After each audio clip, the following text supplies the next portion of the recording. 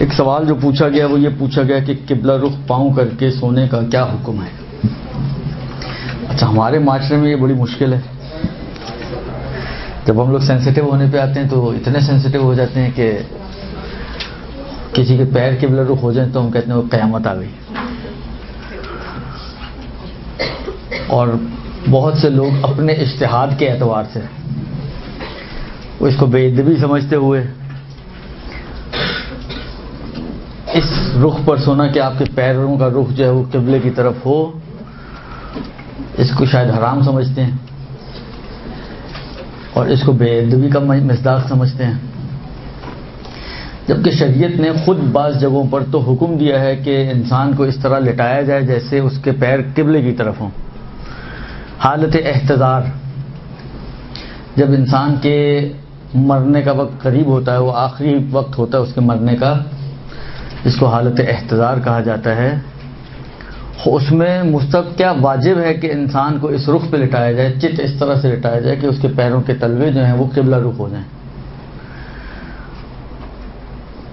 اسی طریقے سے بعض جگہوں پہ مستحب بھی ہے، مثلا مرنے کے بعد غسل سے پہلے اس کو اسی سچویشن میں رکھنا کہ اس کے پیروں کے تلوے جو ہے وہ قبلہ رخ ہوں، یہ مستحب ہے. تو یہ حرام تو بہرحال نہیں ہے، نہ ادھر نہ ادھر. سونے کے اعتبار سے بھی اس کو مستحب قرار دیا گیا ہے کہ انسان اس انداز سے سوئے، یا کم سے کم آداب کہہ لیں، اگر آپ مستحب تھوڑا سنگین لگے کہ ہم کہہ سکتے ہیں کہ جی سونے کے آداب میں یہ ہے کہ انسان اس طرح سے سوئے کہ اس کے پیروں کے تلوے قبلہ رخ ہوں. اور شاید اس کی وجہ یہ ہو کہ کیونکہ احتضار میں اس طرح ہونا واجب ہے، اور موت کب آ جائے کوئی پتہ تھوڑی ہے، کوئی ایگریمنٹ تھوڑی ہوا ہے ہمارا ملک الموت سے کہ وہ جاگتے ہوئے میں ہمیں لے کر جائے گا. کتنے لوگ ہوتے ہیں رات کو سوئے صبح اٹھے ہی نہیں، وہ سوتے ہی سوتے رہ گئے، ان کا سونا اتنا لمبا ہو گیا. درست؟ تو کیونکہ ایک امکان ہوتا ہے اس بات کا، لہذا یہ بات رجحان رکھتی ہے کہ انسان جب سوئے تو اس کے پیروں کے تلوے جو ہیں وہ قبلہ رخ ہوں. تو اس طرح سونے میں کسی قسم کی کوئی ناقصی کی ممانعت نہیں ہے، بلکہ میں نے پوچھا تھا تو انہوں نے یہی کہا کہ مستحب ہے اس طرح سے سونا. اور اگر مستحب نہ بھی آپ کہیں تو بالآخر وہی والی بات ہے کہ ایک ترجیح تو ہے کہ کم سے کم اس میں اس طرح سونے میں اگر انسان کی جان نکل جائے تو وہ جو ایک واجب ذمہ داری ہے وہ آٹومیٹکلی پوری ہو رہی ہوتی ہے. تو اس اعتبار سے بہرحال یہ سونا اس طرح سے کسی طرح سے ممانعت نہیں رکھتا، اور اس میں کوئی حرج نہیں ہے کہ انسان اس طرح سے سوئے.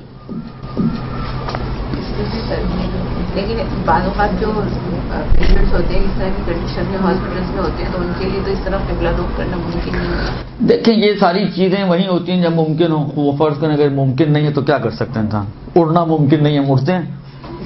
نہیں اڑتے، ویسے ممکن ہی نہیں ہے ہمارے لیے اڑنا.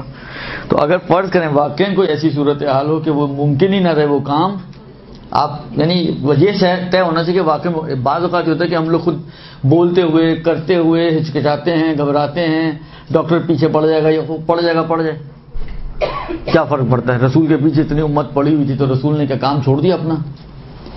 تو صرف اس وجہ سے کہ جی وہ ناراض ہو جائے گا، ڈاکٹر لوگ شور شرابہ کریں، کر دیں، ان کو بولے بھائی واجب ذمہ داری ہے، تم مسلمان نہیں ہو مگر کیا اس کو تھوڑی سی اس کی غیرت کو جھنجھوڑیں تو وہ بھی آپ کے ساتھ لگ کے بیڈ کو ہلا دے گا.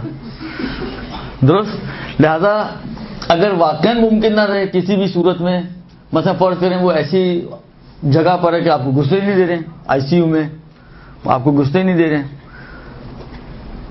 اب آپ کے اختیار میں نہیں ہے وہ، تو پھر ظاہری بات ہے جب اختیار میں نہیں ہے تو تکلیف بھی نہیں آئے گی آپ کے اوپر.